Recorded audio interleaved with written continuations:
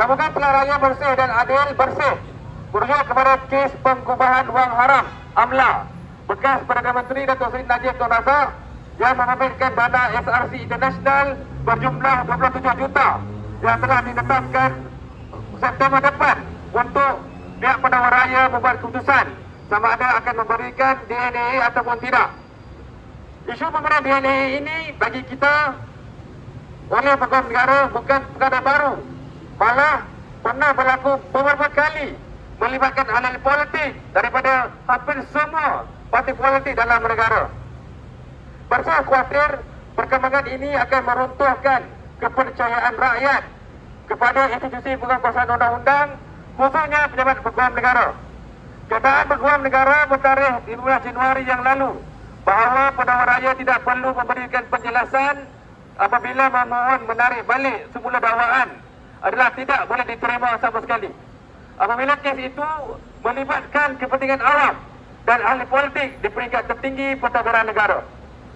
Justru itu, Bersih bersama rakan-rakan NGO anak muda pada hari ini mengadakan satu unjuk rasa ataupun flash mob untuk memberi peringatan awal dengan menegaskan bahawa sudah tiba masanya untuk peguam negara menghentikan segera pemberian DNA ini kepada kes-kes rasuah khususnya melibatkan ahli politik.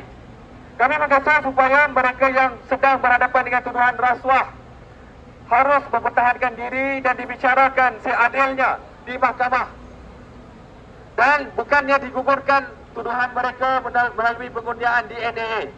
Desakan ini penting sementara menanti hasil kajian task force oleh Kerajaan Persekutuan berkenaan cadangan untuk memisahkan bidang kuasa peguam negara dan penawar raya.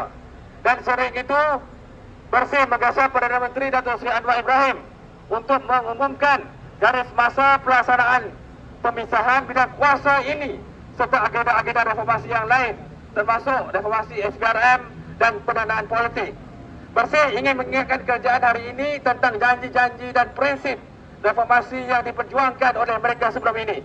Rakyat sedang memerhati dan sekiranya pemberian DNA ini untuk kes rasuah sebegini berterusan, kepercayaan rakyat terhadap institusi awam bakal terhakis.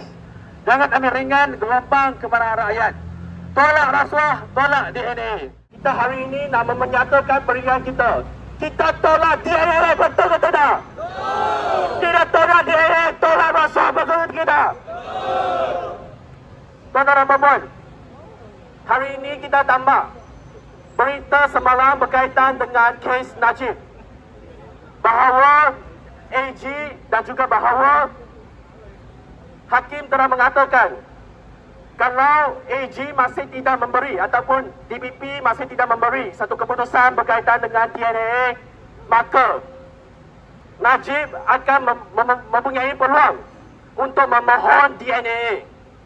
Kita nampak selepas 2022 satu pilihan raya umum, kita nampak tiada orang dapatkan majoriti dekat parlimen.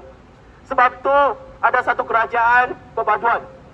Namun prinsip berkaitan satu kerajaan yang bersih kononnya telah ditolakkan. Prinsip ini telah diketepikan oleh ahli-ahli politik yang selalu menuntutkan satu kerajaan yang bersih. Itu satu fenomena yang sangat merisaukan. Betul. Jadi kita minta AG, satu pemisahan antara AG dan PP, iaitu peguam negara dan juga penawar raya kena dipisahkan supaya mereka tidak bertingkah atas kepentingan ahli politik. Betul. Kita jangan lihat, kita tak mau tengok lagi TPP yang membuat atau menjalankan kes dia secara pasif. Sebab TPP masih ikutkan kata peguam negara ataupun kerajaan. Sebab itu kita minta pemisahan AG dan PP. Boleh? Hidup, hidup, hidup, hidup, hidup rakyat, hidup rakyat, hidup, hidup, hidup, hidup, anak muda, tolak, tolak, tolak, tolak, tolak rasuah.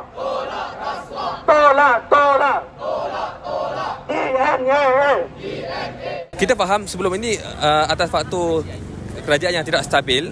Jadi orang-orang politik melihat kepada isu-isu menukar kerajaan, mempertahankan kuasa. Tapi kita yakin hari ini dengan kerajaan perpaduan hari ini sedang memasuki fasa kerajaan yang stabil ataupun negara yang stabil, dan Bersih amat menyokong kestabilan politik, kerana bagi kita bila adanya kestabilan politik, kita akan pastikan ia akan memudahkan untuk agenda reformasi dijalankan. Sebab tu bagi kita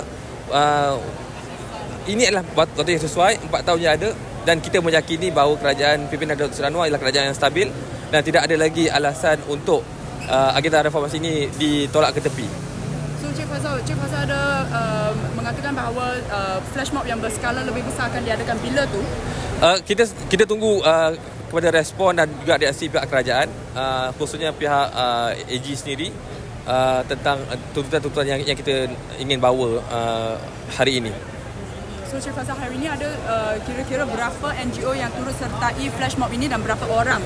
Kalau berapa orang, berapa going?